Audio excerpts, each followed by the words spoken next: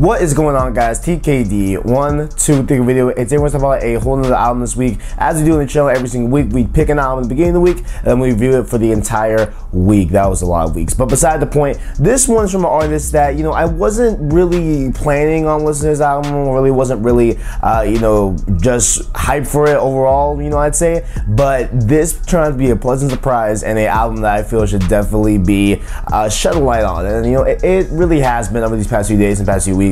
So I definitely do, you know, I like that, all that good stuff, but I really do want to give this album a little bit more of my shine. So without further ado, we're going to review Gucci Mane's Mr. Davis.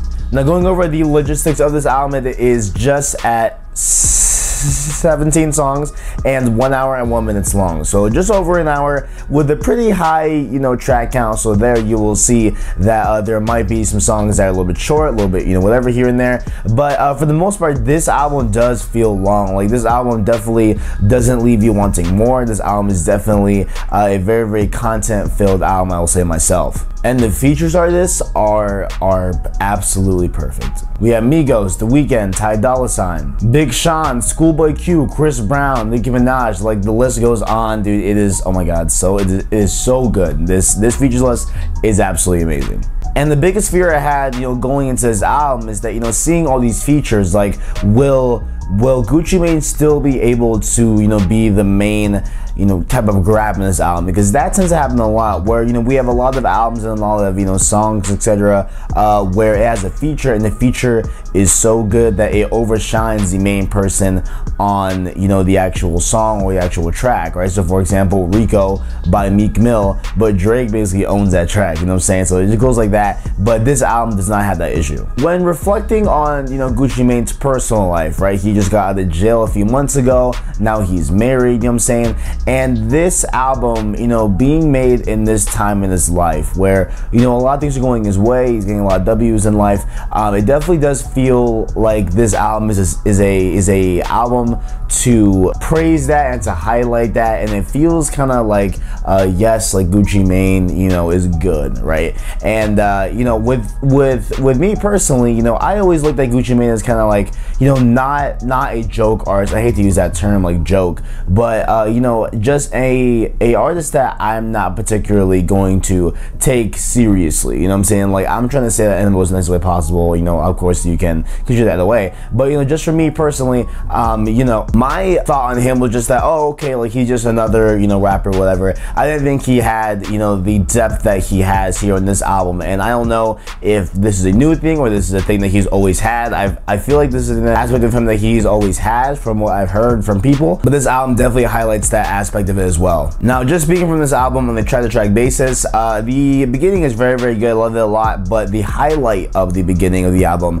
is I Get the Bag with Migos. That, oh my god, that song has no reason to be that good on this album, no reason. And then we have The Weeknd with Curve. Obviously, who would hate The Weeknd on the feature? Like, come on, like, let's just be real, it's The Weeknd here. And then we go to track 9, Change with Big Sean. Big Sean did an incredible verse right there. This is definitely a very, very good verse of Big Sean. Definitely, he came in not messing around with this verse at all. And overall, you know, just when I'm talking about all these songs, Gucci Mane does a very, very good job, right? Even amongst some of the features here that are super, super good, you know, very, very much arguably have a better standing with him, you know, like a lot of it happens here in this album, but Gucci Mane remains to stay, you know, at or above their level as well. So definitely do appreciate that performance from Gucci Mane. I do like the song We Ride with a girl called Monica. Not really aware of her, but I definitely did enjoy her vocals on this track as well. We go on to Schoolboy Q right after that with Little Story and everything. It's a great track. Obviously, you know, Schoolboy Q, it's been a minute since we've heard from him. I know he's on tour and everything,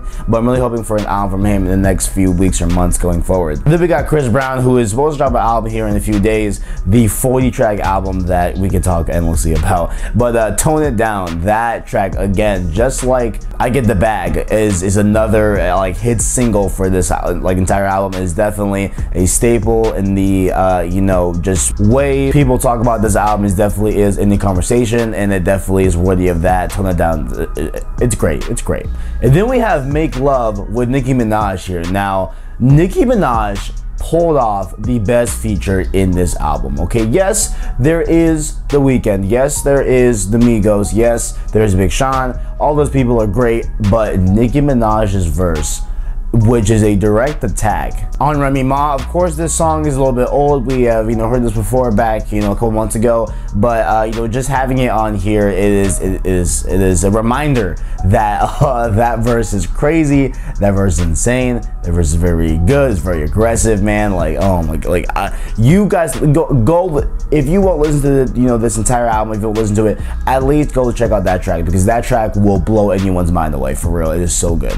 And then I'd say, you know, the best song here that was definitely, you know, a very, very much flyer on the radar song was Miss My Woe with Rico Love. Oh, that song is very, very smooth, very, very good.